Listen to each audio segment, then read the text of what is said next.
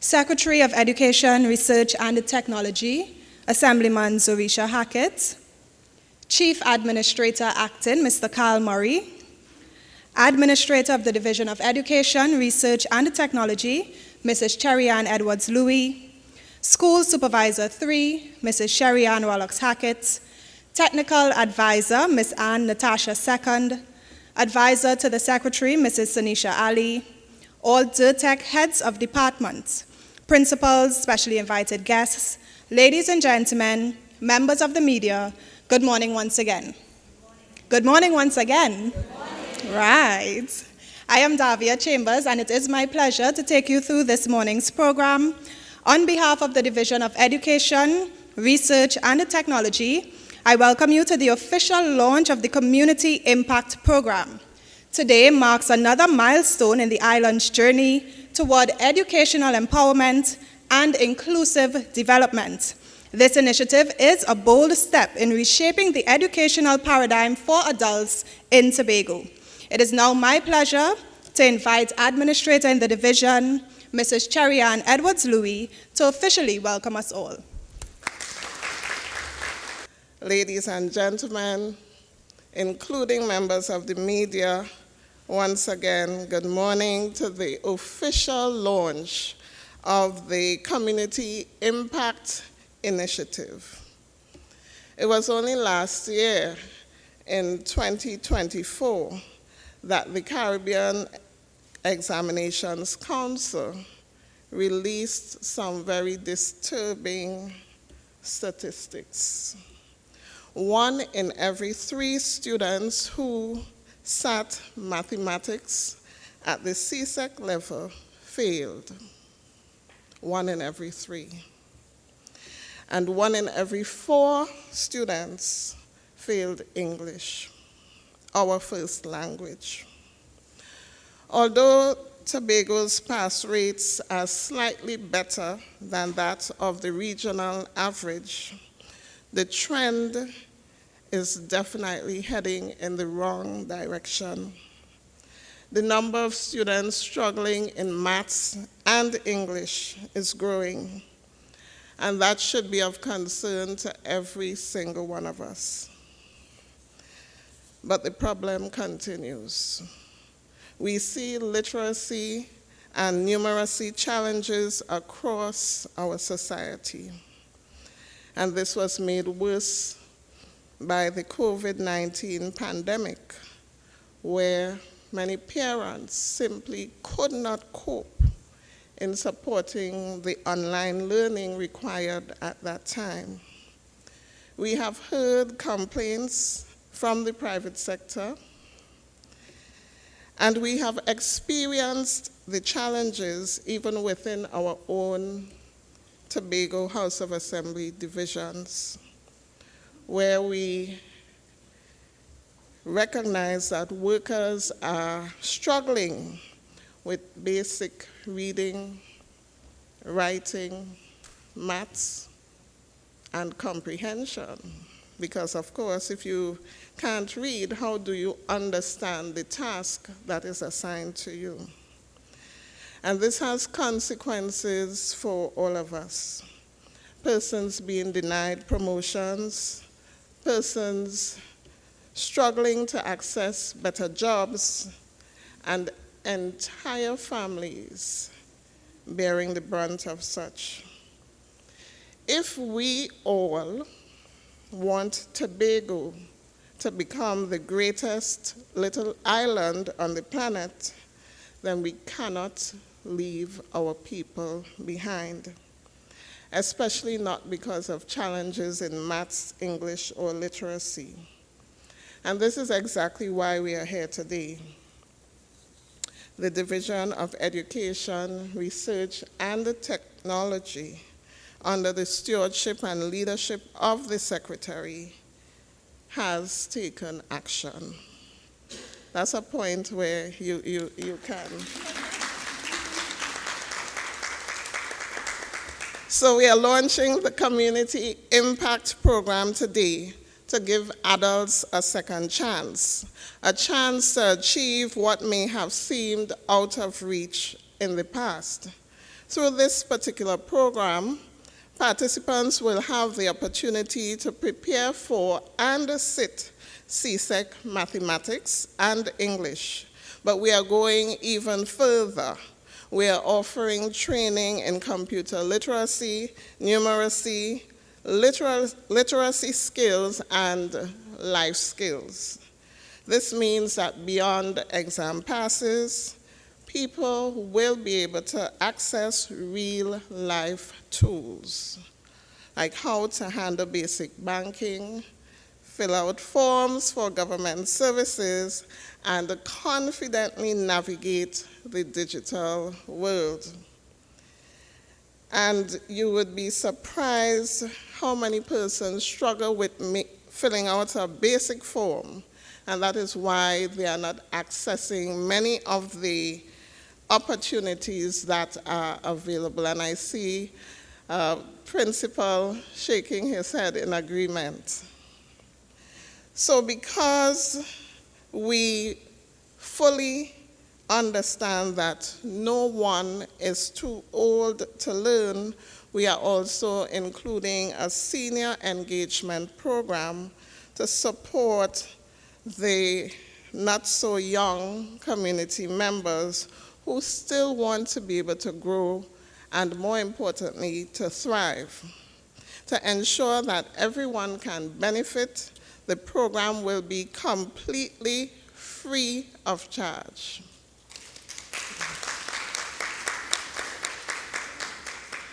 And it will be available in all 15 electoral districts across Tobago, commencing the 1st of June 2025. We are fully cognizant that some persons may be sensitive or self-conscious, and because of that, we have not restricted persons to their particular electoral district. They can access the program wherever they feel comfortable. At the end of the day, though, this program is about all of us. It is about helping others to take the steps to improve their lives, their confidence, and their opportunities. I end by reinforcing that just because someone did not succeed earlier in life, simply because someone had to drop out of school for whatever reason, that does not mean that their journey ends there. This community impact program represents their second chance, and we trust that all of you would encourage as many persons as possible to seize the opportunities that we have presented as a division. I thank you. Turn our attention to the screens before us for a video presentation that captures the vision and essence of the Community Impact Program.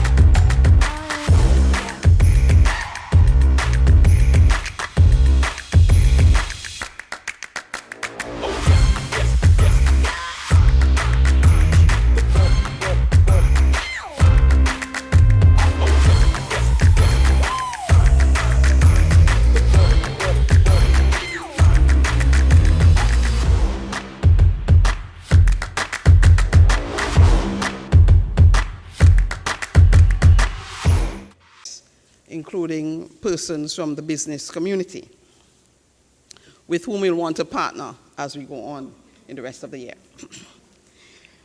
Again, I say good morning. Today we formally launch Community Impact, the long-anticipated and timely program that will serve as a catalyst for adult learning in Tobago. As I provide you with an overview of the program, allow me to begin with a reflection on the framework within which the intervention is set. So you will look at the slide along with me. You'll notice we have, under the Division of Education, 2 primary goals. The first one is one of the United Nations Sustainable Development Goals, Goal 4, and the second one is one of our regional development goals, as the Tobago House of Assembly, Goal J. So on a global scale, our country has committed to the attainment of the United Nations Sustainable Development Goals, which are proposed to be achieved by the year 2030. These 17 goals chart the course for improvement in the overall quality of people's lives worldwide. At that level, we are responsible for goal number 4, which is quality education, to ensure inclusive and equitable education and promote lifelong learning opportunities for all. So I just want to repeat that. The goal that we are looking at on a global scale, quality education, UN SDG 4, to ensure inclusive and equitable education and promote lifelong learning opportunities for all. When we narrow the focus, right, so these are the 17 UN goals that we are trying to achieve all across the world by 2030. In 2024, there was an update, and in some areas we're lagging behind, but in some areas we're doing pretty well. When we narrow the focus, we identify specific targets that we need to achieve. We must focus on our regional development goals. So the Tobago House of Assembly has identified 12 such goals. And these are the regional development goals for Tobago, where we are focusing on RDG J.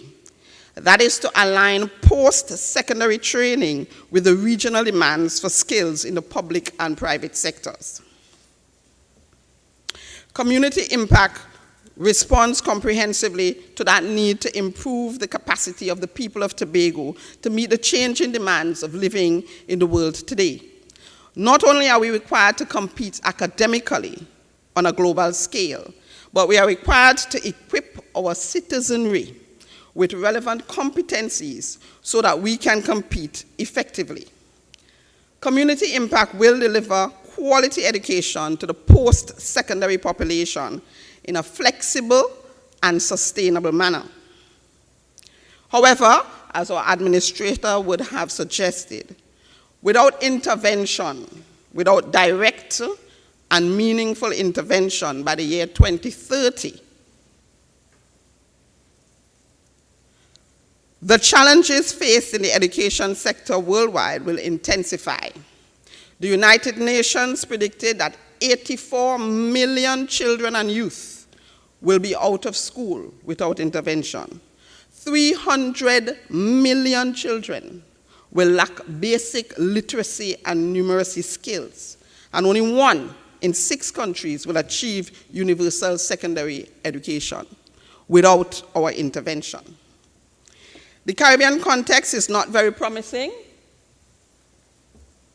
According to a report by the World Bank in February of 2025. So that's our Caribbean context. We've looked at the global context. We want to narrow it down to the Caribbean context. The World Bank 2025 report labeled the Caribbean education system as being in a state of crisis and warned of severe consequences if urgent reforms are not implemented. And we're familiar with those consequences. Poverty, adult poverty, the inability to feed yourself and your children and your families, criminal activity, which we are becoming much too familiar with. I want to quote something from the World Bank. about the systemic issues affecting teaching and learning, not just in Trinidad and Tobago, but across the Caribbean. They cited outdated teaching practices, ill-equipped infrastructure, broken down and defective old dilapidated buildings, widening educational inequities. So even though some are advancing and we have digital improvements and so on, some are being left behind. So I quote, teaching practices in the Caribbean are still quite traditional, focusing on rigid curricula, we're boring, that do not meet the needs of 21st century learners. Tobago's socio-economic context is one where the workforce within the Tobago House of Assembly is comprised of 12% with primary level education, that's all of the people working in the Tobago House of Assembly, 60% with secondary level education, and 28% with post-secondary education, whether that be on the TVET stream or the traditional stream. The qualifications for some areas will naturally develop some problems. So some of our social problems include unproductive levels of adult literacy. So quite a few of the people who dress really dapper and are very loud and are very integrated in society, they're real cool, they can't read. No, they can't.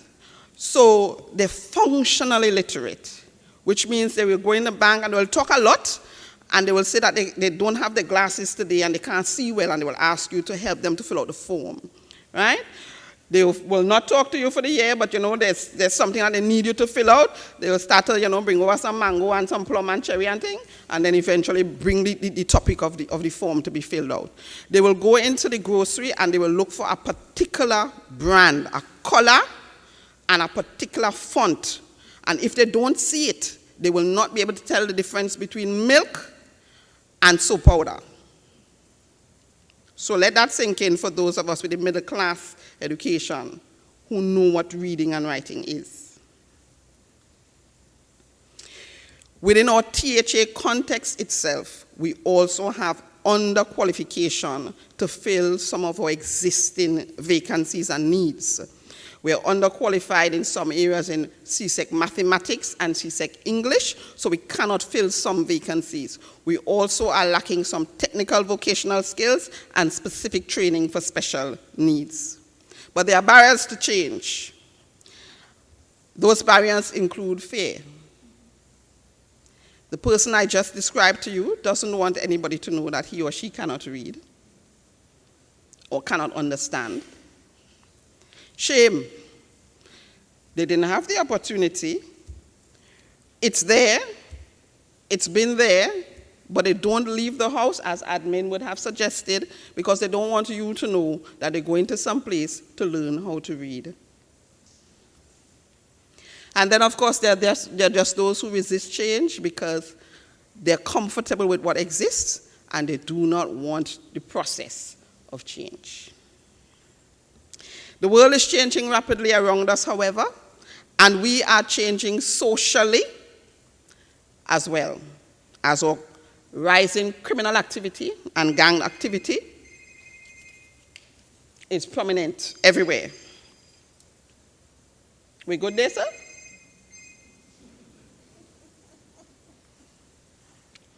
So we must therefore evolve in a positive way. Tobago's vision is to become the greatest little island on the planet. And all employees of the Division of Education, from all sectors of the Division of Education, you must lead that charge to revolutionize the mindset of Tobago's people. Clap for yourself. You, whether you're in the library, whether you're in school nutrition, curriculum, teaching, you must lead the charge to revolutionize the mindset in Tobago. Community impact is one of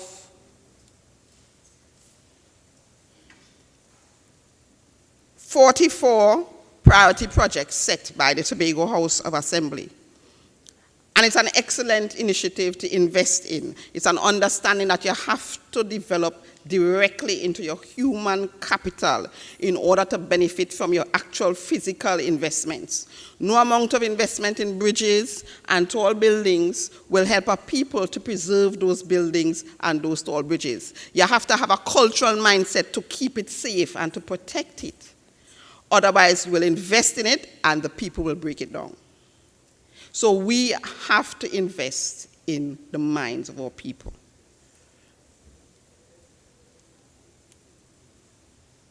So let's share a few additional information about our community impact. It's expected in its first instance to last 2 years, but it's broken up into cohorts. Every cycle will be 13 weeks, so you can manage it. You could test the waters, you could come out, and you could practice until you get perfect. So for the 2-year period, the Tobago House of Assembly will prioritize your enhancement. You're thinking of an uncle, you're thinking of a son, you're thinking of somebody who would benefit right now from this program. They can start in a particular cycle and then shift to another one, or they can repeat a cycle. One cohort would be purely for literacy and numeracy. One cohort would enhance your CSEC mathematics or your CSEC English. Then you have computer literacy, and you also have life skills.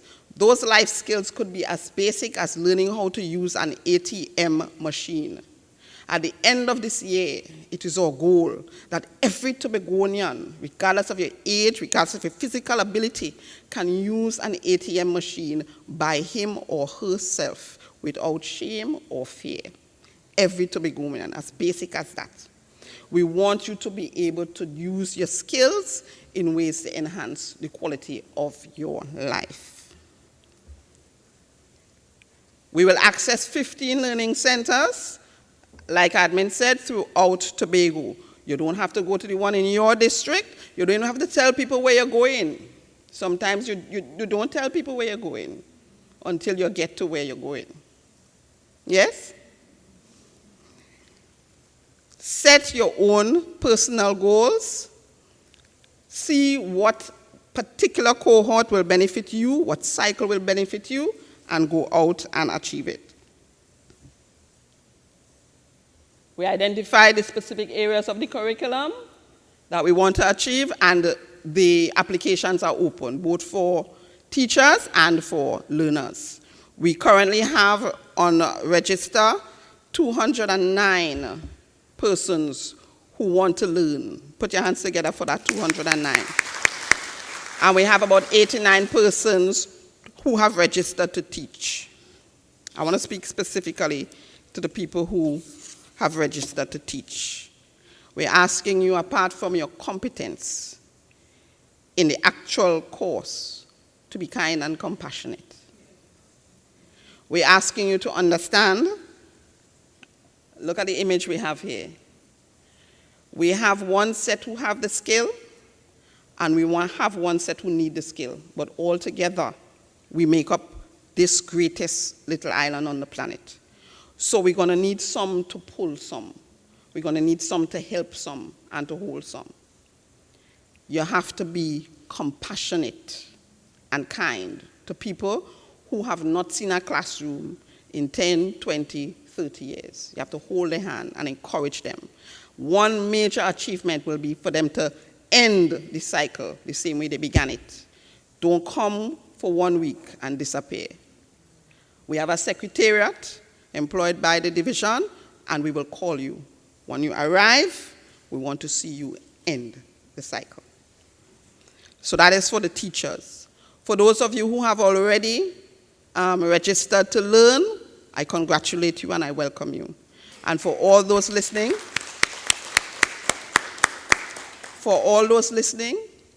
you are welcome to join today. So you go on the Division of Education's page, and you will see community impact. Let somebody assist you if you need it, and you scroll down and you register. Even if you don't register, that first Monday in June, you find a center that is closest to you, and you will be registered then.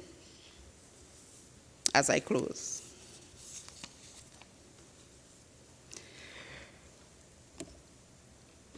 Together, We must all engage in the human capital transformation process.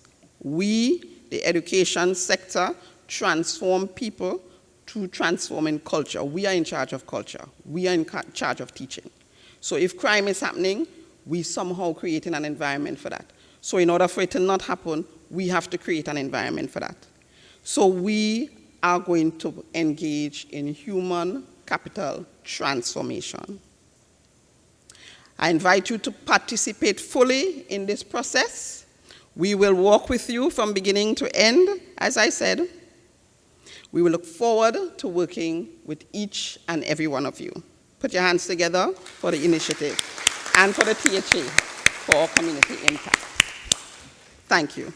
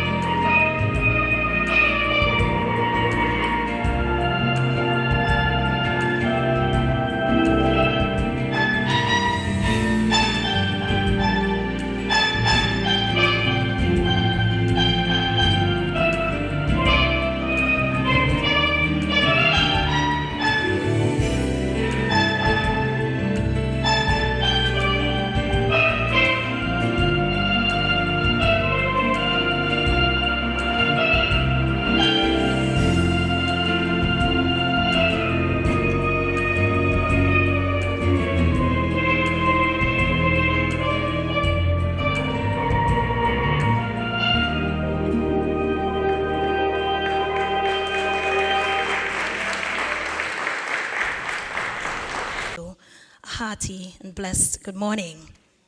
I want the good morning with some life though. Good morning.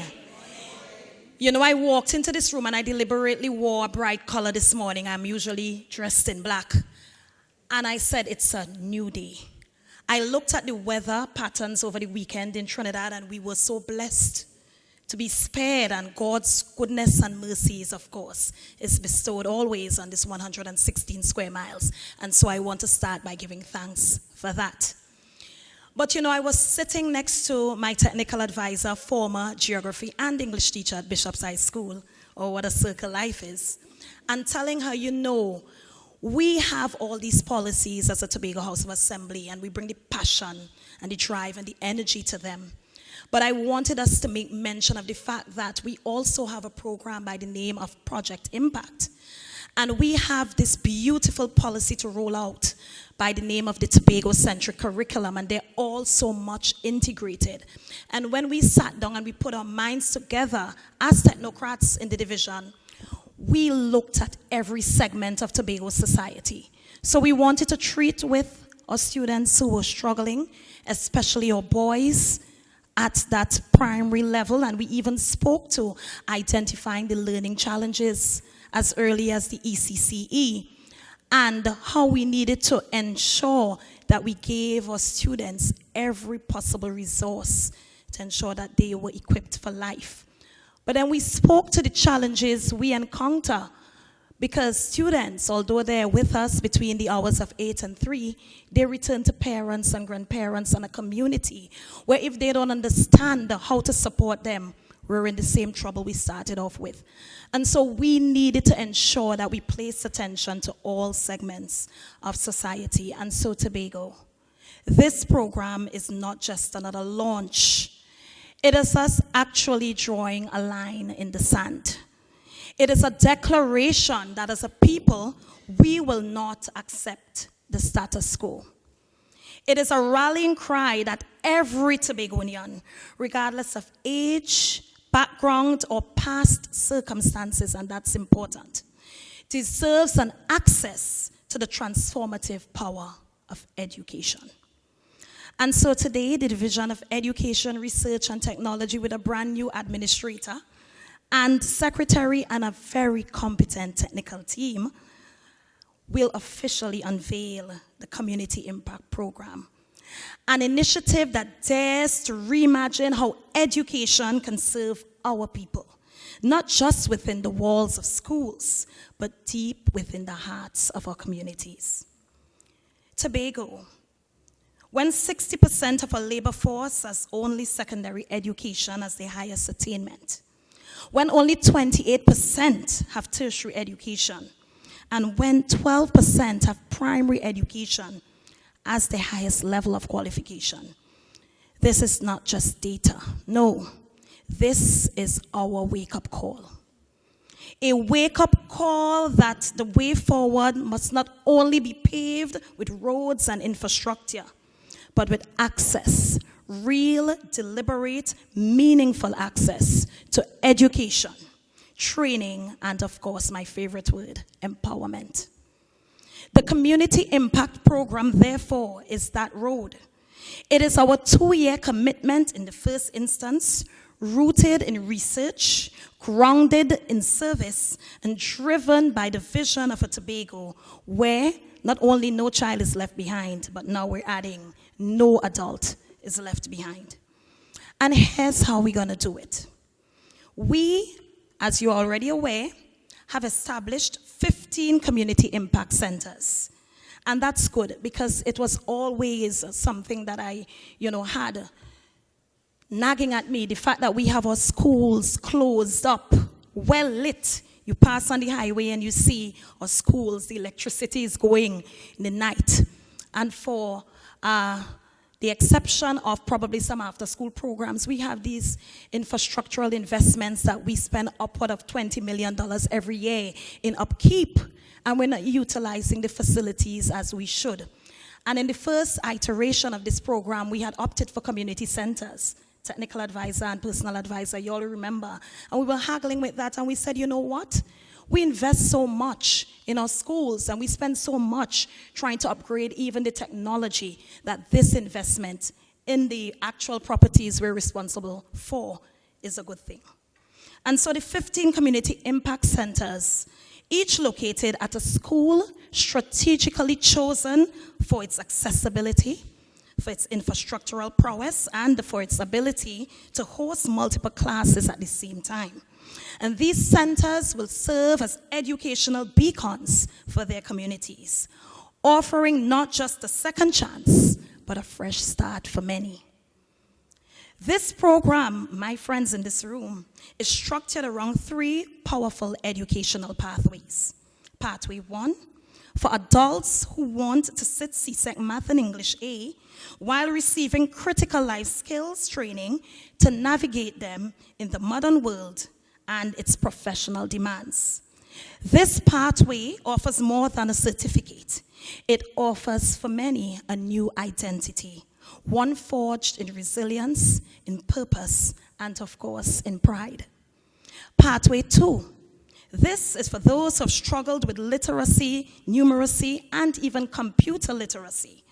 This is for the parent who cannot help with homework, the grandmother who wants to send the text or fill out an online form, the young man who needs digital skills to get the job.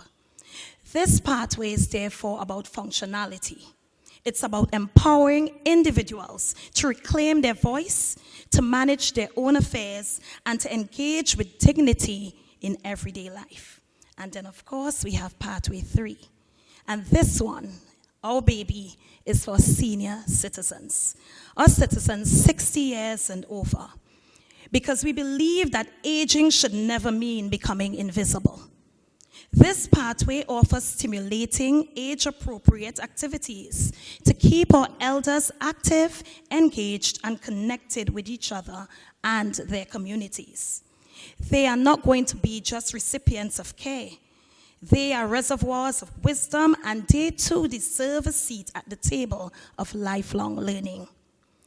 This program, my colleagues and friends in this room, is not a handout. It is definitely what I want to call a hand up. It is a $3 million investment in our people. An investment that covers devices, or tutors, or supervisors, even janitors, classroom supplies, Wi-Fi access, and of course, security. It is an investment that prioritizes functionality over form, impact over image, and of course, people before politics. It is important to note that we did not build this program in isolation. No, we listened, we consulted, we studied Tobago's unique educational landscape and labor market realities. We aligned it to the 2024 UN Sustainable Development Goals, particularly goal number 4. And sorry, that should have been 2030 UN Sustainable Development Goals. And it is to ensure inclusion and equitable quality education that promotes lifelong learning and opportunities for all. And yes, of course, my colleagues at the Executive Council and area representatives were fully supportive of such a program. But this is not just another policy of the Executive Council, no. It is a commitment to you, the people. A commitment to do better, to serve better, to elevate our communities one learner, one family, one village at a time. Because education is not just about textbooks and tests. It is about restoring hope in our people. It is about building confidence, and it is about unlocking human potential and creating a Tobago that is not just literate, but liberated. We envision a Tobago where a mother in Bonaccord sits her first exam at age 40. A fisherman in Castara learns to budget and manage his earnings. A grandmother in Golden Lane sends her first email. And a young man in Bethel discovers a love for computers that leads him to a career in tech. And Mr. Williams, I would want you to jump in when that time comes. That is our vision. That is our dream. And starting today, that dream becomes a plan in motion. And so to our facilitators and tutors, we wish to thank you in advance for not just showing up, but for showing heart. And to our school administrators or principals who have welcomed us into your doors, of course, or joint doors. And, given us that support that you're going to stand with us to utilize the spaces we're all responsible for, I also wish to say thank you. This is a wave of transformation that's coming, and you're all a part of it. And to my 14 assembly colleagues, you're not here this morning, very busy at that, but of course, as we roll out into those 15 districts across the island, I want to see you showing up at the centers and ensuring that the persons you serve, who need this program more than ever, are there. And as we said before, they don't have to go to a center within their district. We understand, and emotional intelligence tells us what this means for a lot of persons. And so pride may not have them get to that center just a stone's throw away from their home. But we want them to understand that they can access any center across this 116 square miles. And so, Tobago people, this is yours. And I urge you to take a hold of it. Tell your neighbor about it. Encourage someone to enroll, because the Community Impact Program is not a government project. No, it is a community project. It is our collective responsibility to ensure that it succeeds. And I want to end by saying this. We cannot keep talking about autonomy if our people remain dependent. We cannot claim to fight for Tobago's development if our adults remain under-equipped. True development, therefore, must begin in the mind and in the heart, and of course the home. And so this is our charge. This is our work. This is our responsibility. And Tobago, this is our moment. Let us rise together, Tobago. Let us educate, empower, and elevate as we take responsibility for the dream of making Tobago the greatest little island on the planet. I thank you.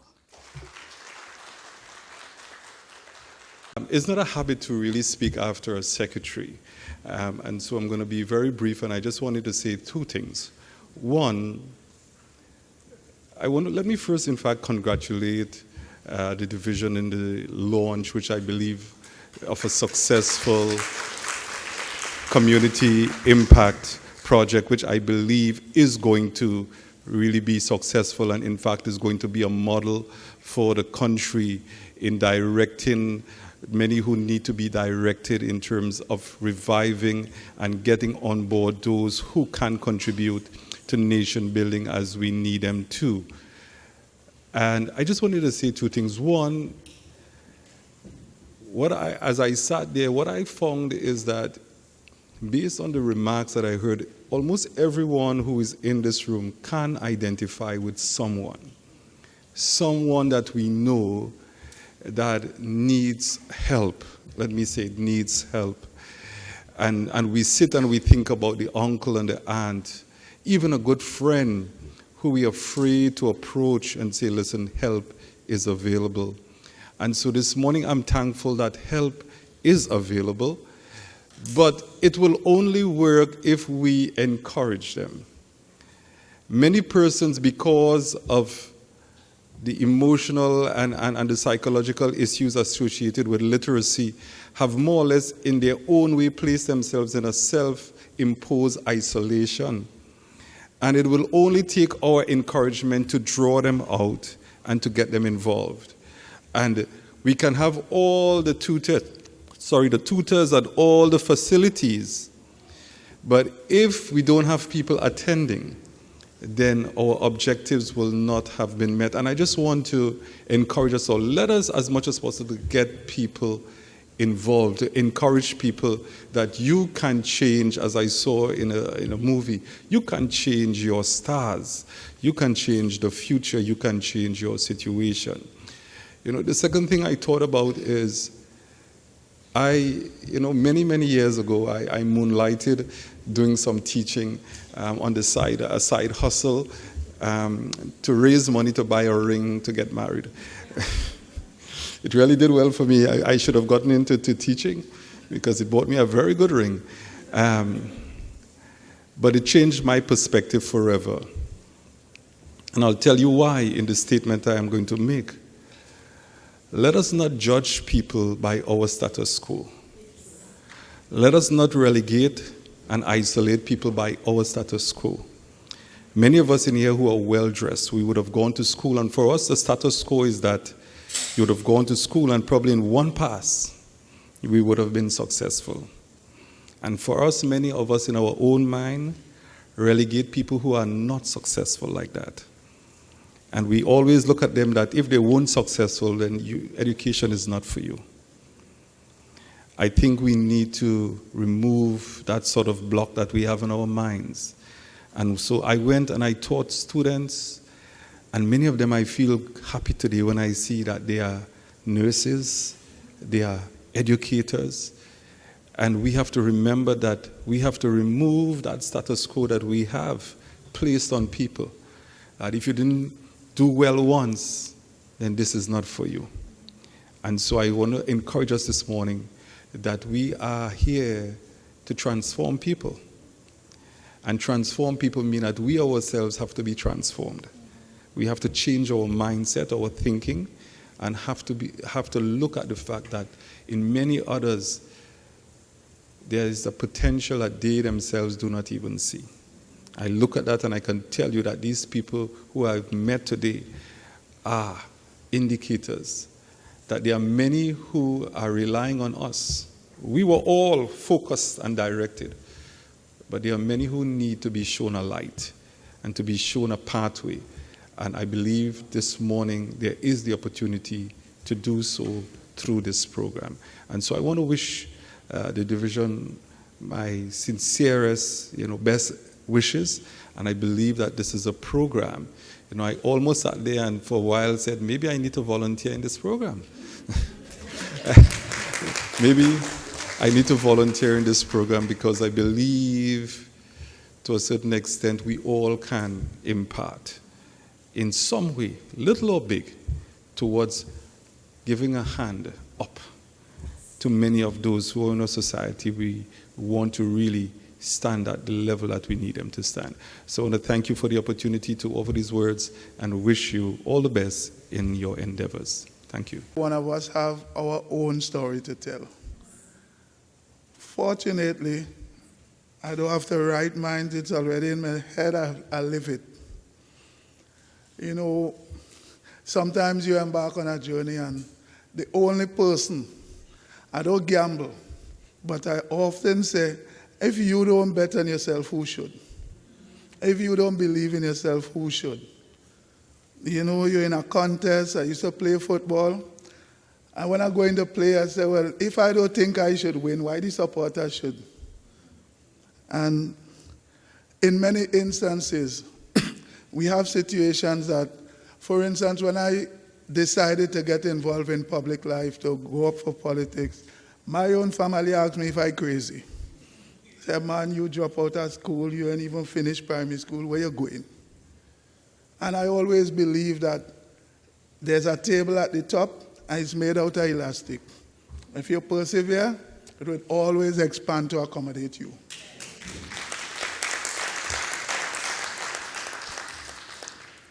Sometimes people tell you the chances are 1 in a million that you might get you. I say, well, I didn't born a twin. I'm only one. It's just the one I need.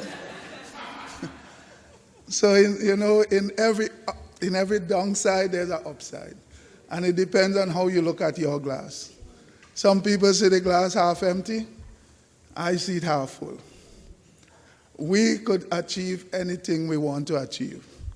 You just have to have the discipline to stick to it. Stick with it. Always stay on the job. Because whilst we sometimes, you beautiful people in the audience who are educators, who have different roles in life, usually you recruit on a 7 to 4 or 8 to 5 basis. But the people who doing the negligent things more dedicated than you. The drug pusher never stop recruit. The people who indulge in all the negligent things never stop recruit. So you see, they have discipline, but it just might be in a wrong line. So sometimes we could look at what we perceive to be the worst situation and learn something from it. The people who are always out there, they might not always be doing the right thing. But in many instances, the people who have the answers, the people who know what's supposed to be done, are often the silent people. And I ask each and every one of you to get up and be heard. Get up and do your part. Do your duty. Your duty is not an 8 to 4 one. It's a constant one. Because every day we see people falling by the wayside. Every day we see people coming up against some kind of challenges, some kind of, it got you failure. Don't be afraid to fail. I always say, I don't have no problem with failure. I have a problem with constant failure. Every lesson, every time you fall down, the only way you could finish that race is if you get up and go again.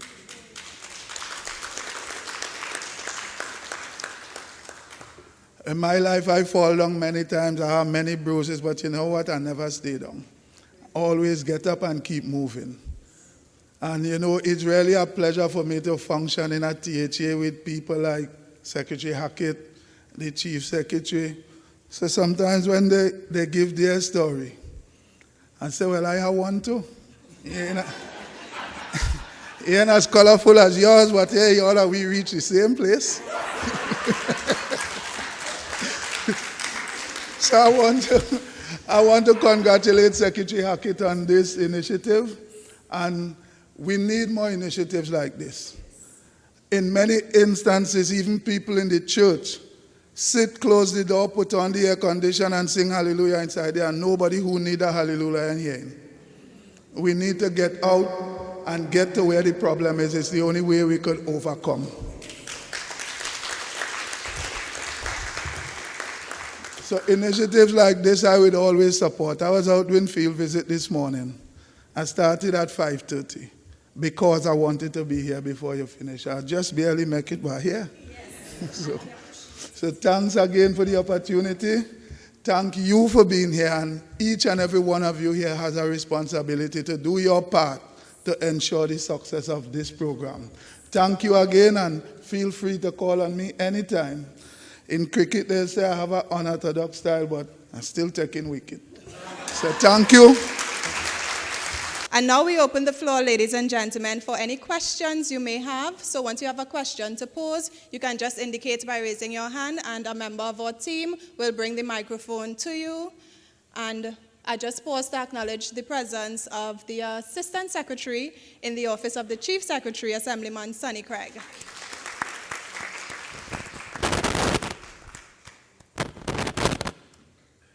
So I'm seeing two hands are raised, Mr. Arthur and Mrs. Edu.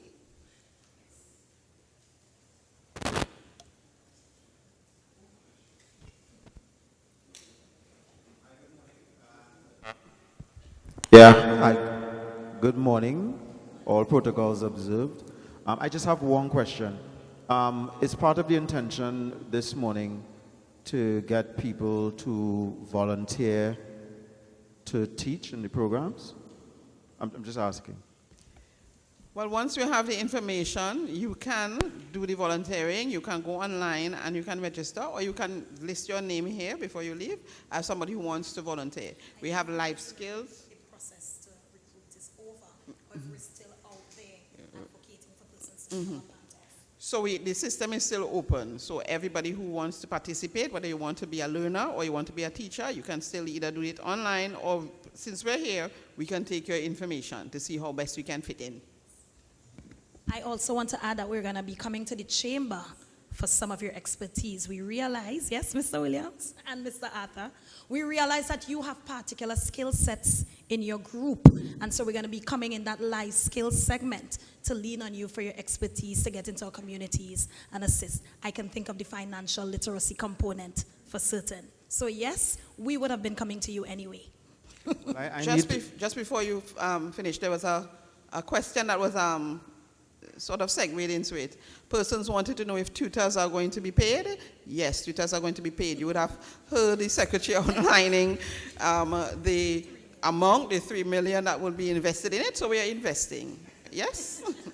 But we're using the word volunteer, so yes. probably, you know. All right, okay. So yes, there's an investment being made, a financial investment. Well, I definitely need to learn to read, so I'll be coming for that.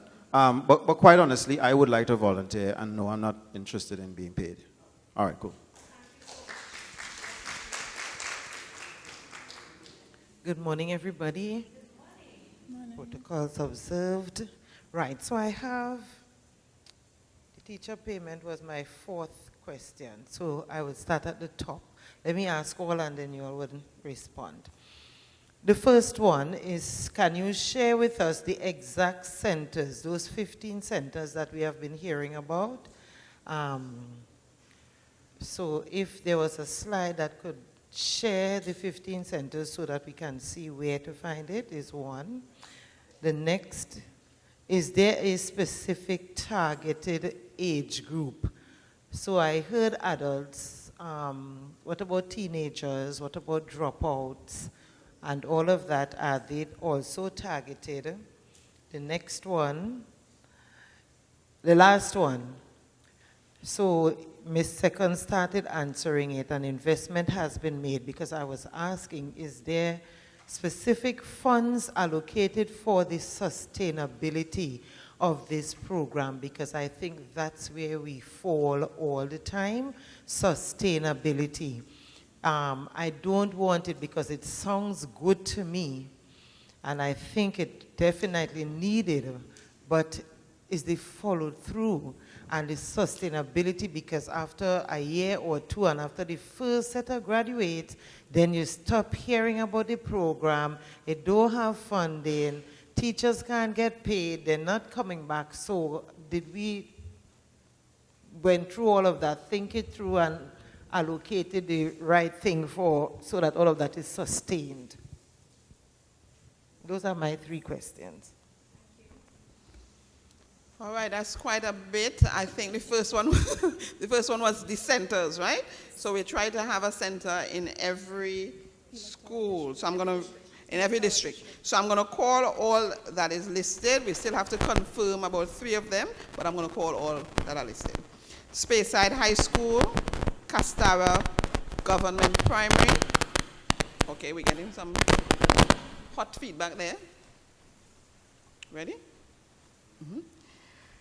Speyside High School, Castara Government Primary, Belgarden Anglican Primary, Montgomery Government Primary, Bethesda Government, Bonaccord Government, Bishop's High School, Scarborough Secondary, Mason Hall Secondary, Goodwood Secondary, Scarborough Methodist, Roxborough Secondary, Wim Anglican, and Signal Hill Secondary.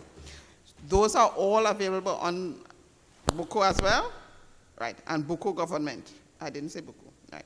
So they're all available online. When you go online to register, you will see the list with all of the names of all of the schools. Right, but we will do the confirmations and we'll do some press releases later on in the week. The Secretariat is going to contact persons who have already registered, and we're going to advertise. We're going to go to different media houses, and we're going to ensure that the public is aware of all of the programs and all of these spaces. Edu also asked about specific age groups. So everybody, it's a second chance, literally third chance, fourth chance. It is a chance. So if you could not manage the school system when you were in the school and you dropped out for whatever reason, and you are ready to start again, you are welcome. So you could have dropped out of high school, you could have dropped out of primary school, you could be an adult who hasn't been in a school system for 20 years, 30 years, 50 years, and you are ready to learn something. So you are welcome, you are to come. And we are to welcome you. All of the tutors are to welcome you. The allocation, the financial allocation. You know how our budgetary structure is. We usually present a visionary budget to the central government, and then closer down at the end of the year when the budget is actually declared nationally, we reallocate those funds usually. So in the reorganization and the reallocation part of it, the Tobago House of Assembly would have selected 44 priority projects to fund. So that would mean moving around some of the funding in a term called environment. The public servants are familiar with that, and transferring the funds so that we secure the funding before we commence with projects. We're also looking at streamlining how we do projects. Remember I mentioned the regional development goals. So we're looking at a pathway that will allow us to have a clear identification of what your problem is, what your social problem is, then create the policies and the targets, set the targets to align so we could measure the success as we go. So we are reallocating the funding in a responsible way, and one of those funds, one of those priority funds is community impact. Tagging along with that, we also have project impact and the Tobago-centric curriculum. So the funding has already been set aside in terms of that and prioritized. Right? So that's why we would have mentioned that. And this is why when our chief administrator, the chief accounting officer presented himself, I invited him to give us a little chat. And he did. What would have happened as a result of that? It instills fear into students, which is false evidence appearing real. And as a result of that, what would happen? A child or a human being will live as though they are not worthy of fitting into the society. It's not that they are dunce enough. It's just that sometimes based on your words, there are people who are destiny builders and destiny destroyers. So they destroy your mind mentally, and the psychic of your mind is feeling to yourself that I don't feel academics is my niche. But I don't think so. I think that when the Bible says I can do all things through Christ who strengtheneth me, everybody could learn. But I'm saying the maths and the English, which is so compulsory, might be good, but sometimes the softer subjects might place precedent in a human being mind in order to reach the higher heights. I don't know if I'm making sense to you. Because so they might go, you want to put a niche, but the niche might not be a solution to the problem. You have to capture what the adult will be able to work with and then build from there. I don't know if I'm making sense. Yes, because you're going to teach, imagine, let me answer me. A family member used to tell me, you ain't going to make it.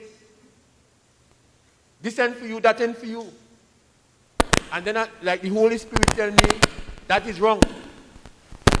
And God helped me to prove them wrong. But I started with the softer subject before I passed maths and English. So I don't know if that should be taken into consideration.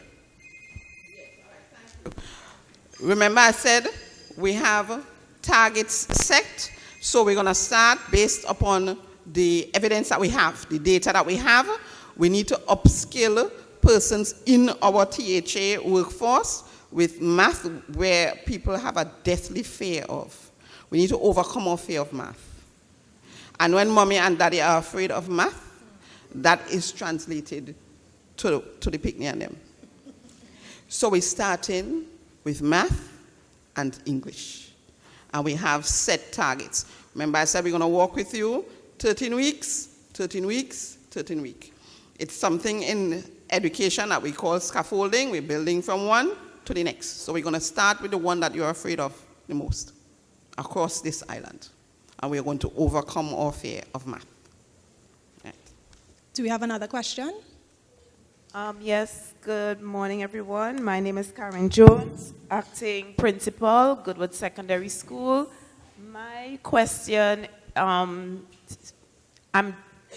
would like to know what would be the timeline in terms of us being ready as it pertains to the program, and also I'm also wondering about the infrastructural preparedness of this program, which from what you all said is expected to begin in about 2 weeks. Right. So we would have hired a small secretariat of young people. You see them with their lovely selves in black ushering you this morning. So our secretariat has been working very hard behind the scenes. On Wednesday, they're going to do all of the calling. We already have the data. We're looking at who has applied to teach, who has applied to learn. So by Wednesday, we will start to call all of the persons who either are teaching or learning, and we will re-engage with the principals of every center. We have had discussions with all of the principals. We have visited and did an audit, an extensive audit of the school's capacities. Procurement has already begun to source the devices that we will use for the computer literacy component, and we have procurement staff here, very professional, very on board with us, working with us and holding our hands as we go along. So we anticipate that though there will not be a problem-free zone, that we will be able to deal with every conflict and every situation, right? So we anticipate that every school will be able to host all of our teachers and staff, and we will learn as we go along. Right. Mr. Arthur, and then the principal of Bell Garden Anglican, your hand was raised. Good morning again. I had forgotten this question. I don't think that it may have been something that was considered when you all were doing this work, because I'm sure you all been working on this for some time. But artificial intelligence, we have a new type of illiteracy now, which would be artificial intelligence illiteracy, if you want to call it that. Is that something you all are thinking about incorporating? Just asking.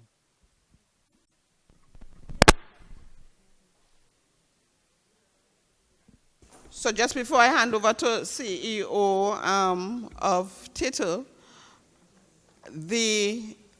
quite a few of us are quite familiar with AI. A lot of students are using the SnapGP or GT, whatever, to write it.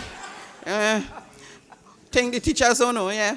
So a lot of modern students are using those systems already to help them with their little letters and their little, yes. So it's people know how to use them, right? So we will have that exposure through our ICT component with the computer literacy. So I don't know if... I want to add something. Yes. I think Mr. Atta asked that question specifically because he has competency in that area. Right. Mm-hmm. And I'm now saying that although one of our special purpose companies is on board with us, and that is the Tobago Information Technologies Limited, we are open to collaboration from you, as I said before, the chamber. And the fact that although we may think that we have the capacity for whatever area it is, THDI is also in the room, and we're going to be leaning on their expertise to assist us, and of course, MIC, YTEP, our trade school, and so on.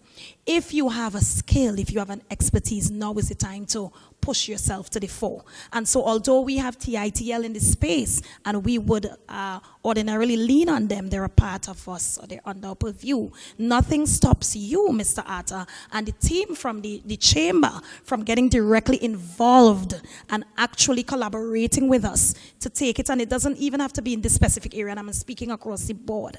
You're in this space and you have a skill. We have a life skills component, and we're mapping that out in a particular way to be able to equip Tobagonians in the areas we believe that there's deficiency. So there is no challenge in us collaborating with you. And so yes, Mr. Williams may come on the floor to speak to how we plan to roll out the digitization and digital transformation of the island, but AI needs a particular attention that now I think we need to focus on, probably even separate and apart. So Mr. Atta, yes, thank you. It seems as if that's where you wanted to volunteer your services. I'm picking that up now, and so of course you are most welcome. The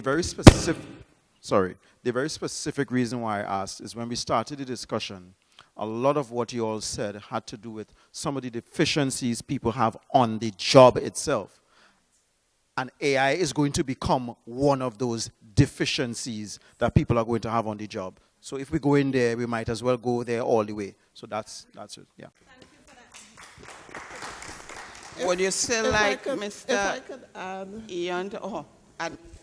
Yes, if I could add, Mr. Arthur, we indicated that this is also grounded in research. And while we celebrate the fact that AI is the new reality, we have to understand that if the statistics, if the data is telling us basic English and math and literacy and numeracy is a challenge, we have to get down to those fundamentals and address those pressing issues.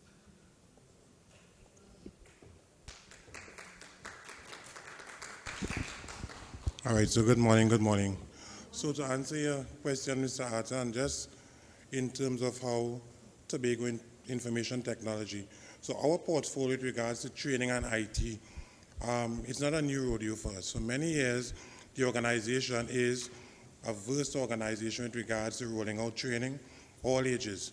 We offer training from the lowest levels of that's age-wise STEM, right up to professional, certified courses, etc. With regards to infusing AI within the training, there's definitely room for that, and a discussion could be had at this point. All right, because one of the things, and I tell persons that even in my organization, employ the staff to take the leap into AI with the proper training, etc. All right, because these tools are available worldwide, and we see where the major players have infused it in their operations. So why must we here handicap ourselves in that regard? All right, so we must look at it, train persons how to use it correctly, ethically, to our advantage as a society.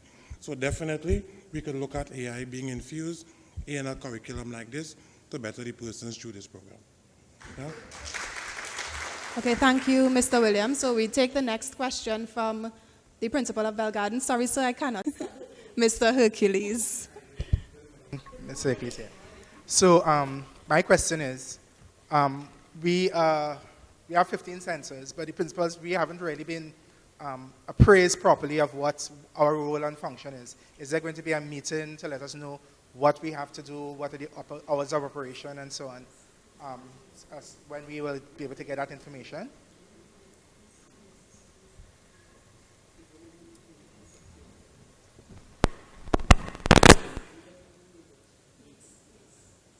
Yes, a meeting is in the cards. Yeah? So you just switch on the mic. It probably might be on. Okay.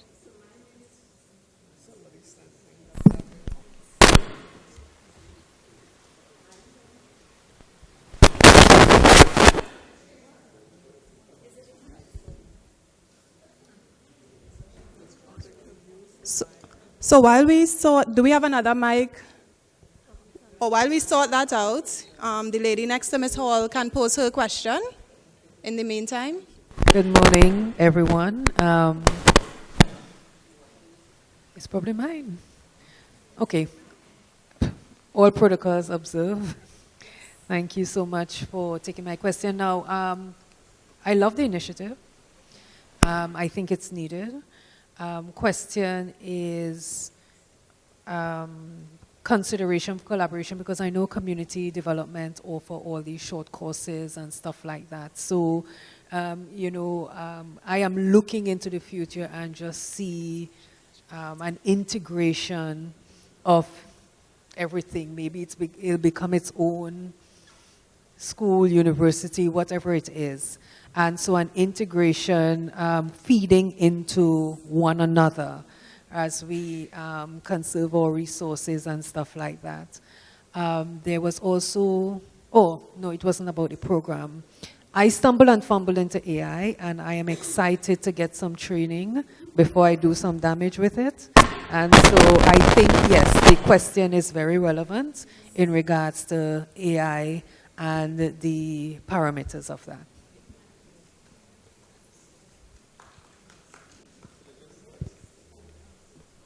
Sorry, one other question, if I may. I think I saw on the video clip that there may have been teacher training already, or that is to come. No, the video clip was just, a compilation of all of the things that Dertech has been doing.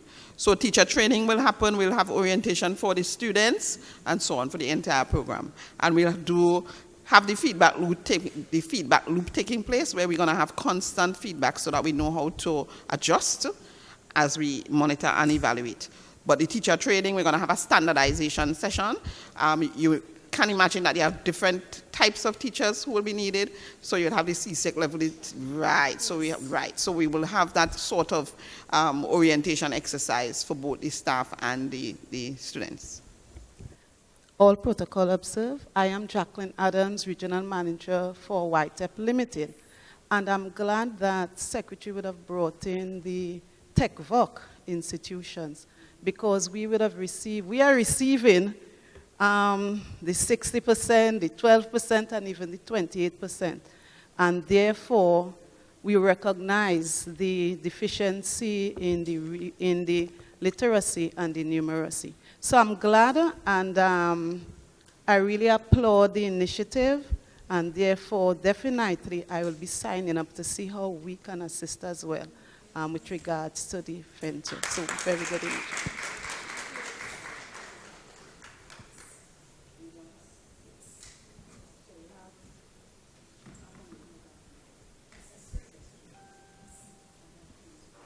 Question again. As much as I applaud and will encourage initiatives like this, I kind of try to look ahead and see what's the end result here. What about certification? Because I think in the Tobago space, we have been guilty of running program after program after program, and even you who run the program would not take the certificate you give them to employ them. I think it's a serious problem. So I want to know about certification. The last thing is, well, for now until I get up again. You have 15 centers, right? Let's not lose sight of the size of Tobago. And I like to plan things with growth in mind. Where do we go from 15? Where do we go from 15? We have 15 centers. I like to plan things with growth in mind. Where do we go from 15? I'm watching at the spacing out, and some of them look pretty close to me. Right? So just thinking that, do we really need 15 at the onset? Or if you just needed 10 and add as you go along, as you see the demand increase or whatever, just saying. Because sometimes if you run a short distance, you could always improve. The first day out to train, you run a marathon, you go break down, you ain't running again. So just points thinking that. All right? I just want to answer the 15 districts segment of the question. One of the challenges we have is motivating persons to improve themselves. And we would never, and the research shows that, want a situation where the excuse is, I can't get to a center. You want someone, if they opt to remain in the community, because if they opt to leave the community, they would have to, ensure that they get to said space. But you don't want a scenario where the excuse now is, I am living in Golden Lane, but to get to the center in Scarborough Methodist, let's just say, is a challenge to me as a parent coming home from work, having to see about children, etc. It was meant to provide access. So even if you have 4 or 5 persons in that space, we would prefer that. And we also have engaged some, what we call super centers. And the super centers are in or around the urban area. So you finish work, you can go straight to the center before going home. But we really, really looked at access. You see that? Being able to literally walk from home and get to a center, it's going to be one of the eases of the program. And not having the transport money, how do I get there, how do I get back home at 8 p.m. on an evening. So that is the challenge. As it relates to growth, fortunately for us, there are 9 secondary schools and 34 primary schools under the division's purview across the length and breadth of Tobago. And so it would never be a challenge expanding. And again, because we looked at where the needs were and the data suggested where we chose based on that in terms of exact location of centers. Again, as the program grows and develops, we may see that in particular areas we need another center immediately. And in others, we may have to scale back because. But for now, based on the data, this is what it suggested as it relates to accessibility and why we selected particular locations. The other question was from Mr. Certification. Yes. So certification. Remember, we have different cohorts or groups of people. So naturally, the end result of the CSEC Math and the CSEC English would be a certificate in CSEC Math and English that you could use, a grade 3 or above, right? Remember, we're doing it in cycles. So the first 13 weeks might be to help you to get ready for your first exam or so. So ultimately, there's a certification for that. We're going to look at... And just let them know that under the Division of Education, we will ahead. be signing... I was saying that the examinations unit in the Division of Education will be responsible for assisting us sign the actual candidate up for the exam and go through the motions as a private candidate. So that's already covered under the division. Right. So, that's CSEC. Right. So that's CSEC, English, and Math. Yes. Your other cohorts, we actually have a whole lot of people with a whole lot of certificates in the island, you know. We have plenty different level of certificate. We get real certificate. What we want to do is to be able to, through THDI, accredit people. It is the only institution on our island where we have actual accreditation. So when we partner with our different internal organizations, we will be able to provide a certificate that has meaning. and that could help you to grow. And we will work with you throughout the system so that each level, you would know what level of qualification you need. One of the things that we were looking at as well, because there's such a dearth, there's such a need for math and English to actually help people to get into teaching at the early childhood level, for instance. We wanted to look at doing a math proficiency exam created by curriculum, and we have the actual accreditation come from THDI, so that there would be something instead of CSEC Math and CSEC English, because it's so bad. So that's the level that we wanted to start at. So we will always acknowledge that at the end of each step, you get something that you could use to go to the next step. So there will be certification throughout that you can actually use in the system. But it has to be at an appropriate standard to actually fill the vacancy. The point is to upskill the people so that they can actually do what they're supposed to do in any given job.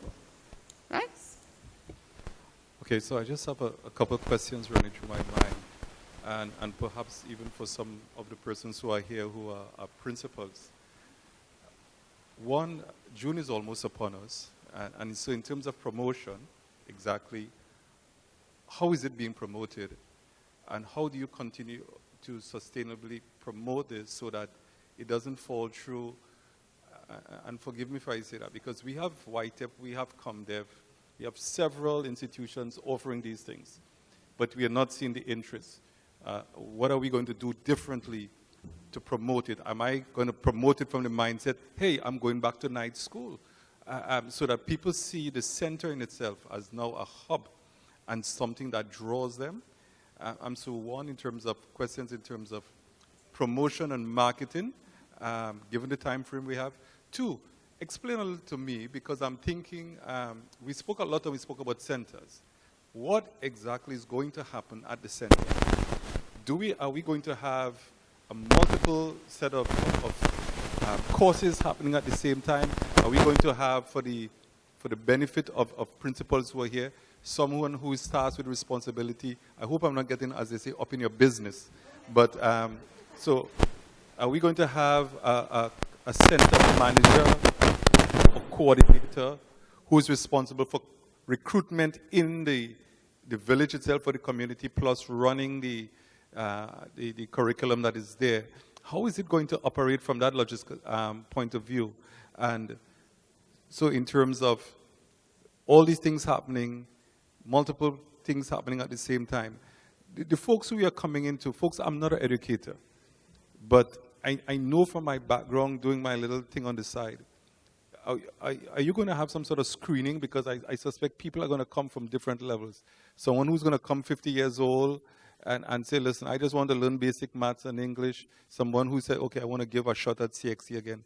Within this time frame, are we going to do some sort of screening and grouping so that we have the right set of cohorts in the right area and that people don't get disenfranchised and leave? And so I just wanted to understand a little more how the centers, and we need to come up with something more, sorry to use the word, something a little more sexier than centers, something, more catchy and more attractive, something more trendy. But the final, and perhaps this is a point, so Smart said it without saying it, and I'm not sure how much he really wanted to say it, but I know we're talking about skills, and I know we're talking about fit for purpose in terms of the THA.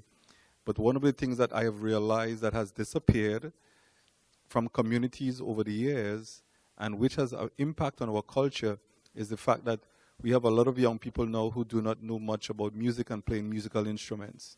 And so when we were young, most of the persons in the community, someone learned how to play a tambourine, someone how to play a quattro guitar, and that contributed to the strong culture that we have in our communities. I know ComDev is there, but I just wanted to support this point that I have found, even with my kids, people developing at the same time academically, but with that softer component, enhances it.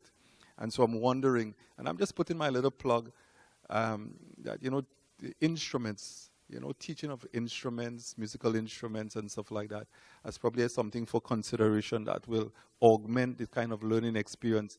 And it may also, as he said, draw people, first of all, who might not have the interest in the subjects, but when they see the order of the place and how things are being done, it may be encouraging them for them as well to get into something else that is there. And so just explain to me the logistics, the center, and how it operates. All right, so I will start.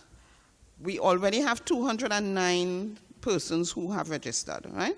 So we are looking at a very kind of innovative and creative approach to attracting the people and keeping them there. I would have pointed out the Secretariat of Young Persons that we have.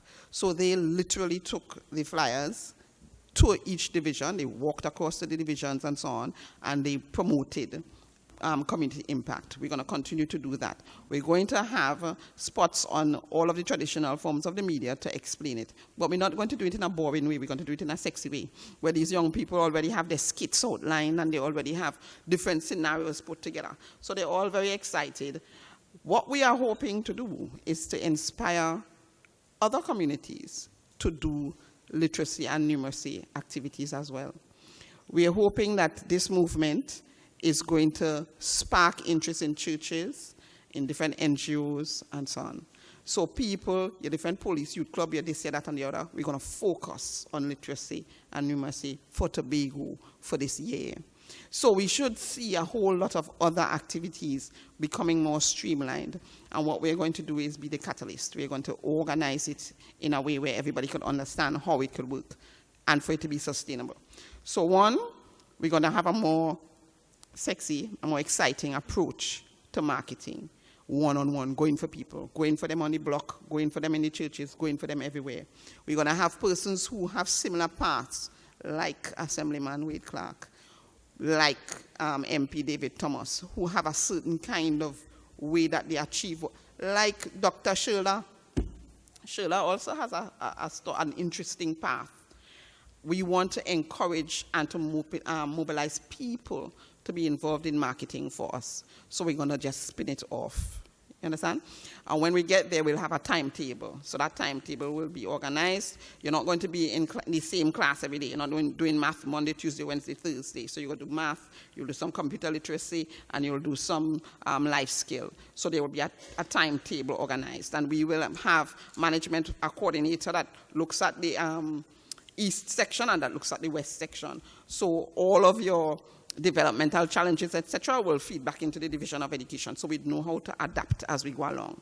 So it's going to be organized with a curriculum, with timetable, and we're going to streamline them with orientation, both the teachers and the tutors, and constantly have feedback as we go.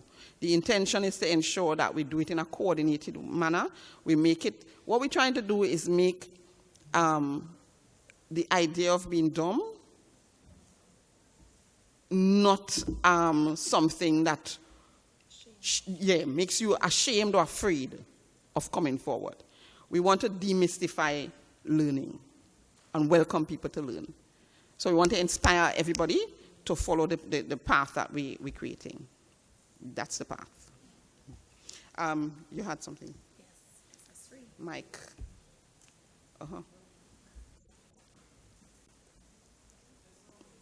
Just a minute. All right, so morning, everybody. Dr. Waldron Joseph.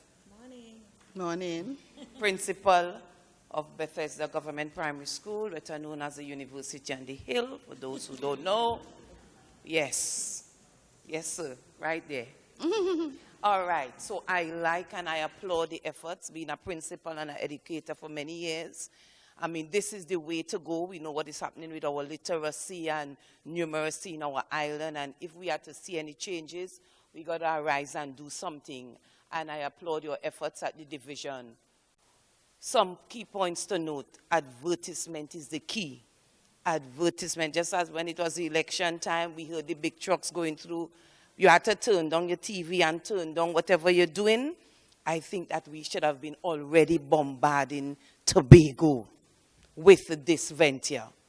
Every time you listen, instead of hearing something negative, you should be hearing, get ready. This is coming to your community. This is coming to your space. We are going to be in your area. We are going to be in your neck of the woods. That's one. Two, I'm hearing the program, it's 2 years. My thing is after 2 years, as with everything else, there must be, what did we do? Did we accomplish? How are we going to assess the fact that we have accomplished, Sister Natasha, what we set out to accomplish? And many times we fail as a people when we engage in things and there is no assessment. Did we accomplish that which we had set out to accomplish? And I think it's very key and very, very important and pertinent that there be a system in place to assess what we want, what we require. Are we getting there? What we could tweak along the way, what to take out, what to put in, and at the end, there is a thorough assessment of this great initiative. Thank you. Yes, thank you. All protocols observed. President, good morning, everyone. I'm sitting here and so many thoughts. I don't know if I have a question or just a comment, or simply to congratulate the persons who conceptualized and have developed this entire idea. And we all know within the Tobago education sector, we focus largely on our ECCE, our primary and our secondary schools. The sector that is missing somewhat as far as our focus has to do with our adult education program, adult, in my head, adult and tertiary education sector on the island. At the secondary, we have a number of students who fall off the cracks, as we say. We lose them. They do not graduate at the end of the day with the necessary competencies or certification, subjects, etc., to actually go into the work sector. What happens to them thereafter? Yes, we have the YTEP, and we have other skill areas, but the basic things, the literacy and numeracy, many of them remain out there without any certification, any skills that they can utilize in the work sector to be productive. Now, one of the things I did not hear had to do with the hotel sector, the hotel school. I didn't hear anything about them. I'm also thinking we need to rope them in because we have a, yes, you're here, right. But I'm saying it as a person who I find myself interacting with persons from the hotel sector, persons who are seeking employment. And when you check their resumes, most of them are either dropouts or after they left school, whether it is 2 or 3 subjects, never explored any other form of formal education. So they are coming to you, seeking employment and lacking skills. And what they are saying to you, I am willing to be trained. But you have been home for 5 and 10 years and you have not explored anything. And the hotel school would also say to you, they are advertising. And many of the persons who are seeking what they are advertising are not necessarily our young people here in Tobago. So I want to say, as we develop this program and as we roll it out, we need to ensure that we target and we get those real persons who need to come out to access the program. Someone spoke about marketing. Yes, that is important. Bombarding them, etc., with what is required. But we need to ensure that we have a very structured, systematic program that targets our adult personnel on the island so that they can become skilled. Certification is important. The question was asked. We have a representative from various stakeholders. What's your organization? Chamber of Commerce, etc. It is important that they are here too, because we need buy-in from the stakeholders. The question was asked after they are finished, if they don't have a certificate and they go to a business place for employment, what are they going to show? We can have, and the curriculum, I don't know if curriculum is here, curriculum unit is important too, to be able to divide what are the specific skills that will be on that certificate to say to the employer, this person is competent in this particular area or in these particular areas. That's important. Even CXC at this point has recognized that. Yes, you have a large percentage of students who are accessing CXC, but we also have a large percentage who are also failing. Some who have also dropped out. So if you dropped out of secondary school at second form, there should be some certificate that says that up to second form, you were able to have mastered these particular skills. If you dropped out in fourth form, you should have, and CXC is right now contemplating putting on board a program like that. And therefore, with this system that we have here, I am suggesting that we think of certifying them, indicating the specific skills on the certificate, so that when they go to the employer, they understand what they are taking on.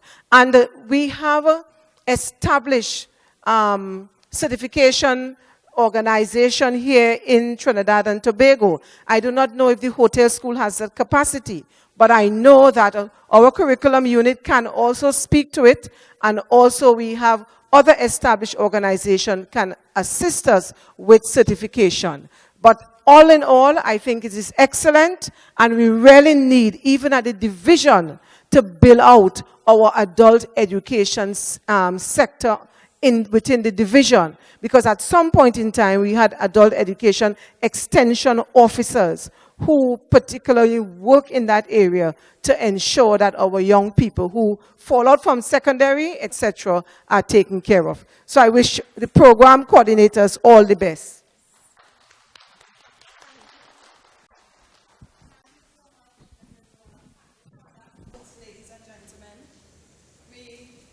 We take this final question and then we wrap up the question and answer segment. And if you have any further queries, Ms. Second will share the contact information for the secretariats. Hi, good morning. All protocols observed. I just want to share and just add and ask for possible consideration the importance, understanding the importance of nutrition, health, and wellness.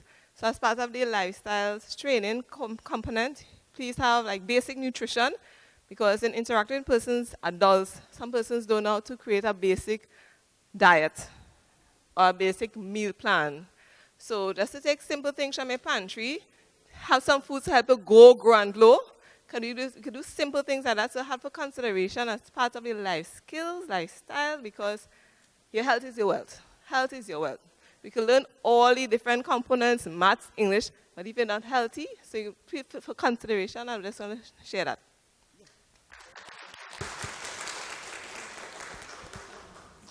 So, Ms. Second, you can just share the contact information for the secretariat as we close the question and answer segment. Thank you, ladies and gentlemen, so much for your questions.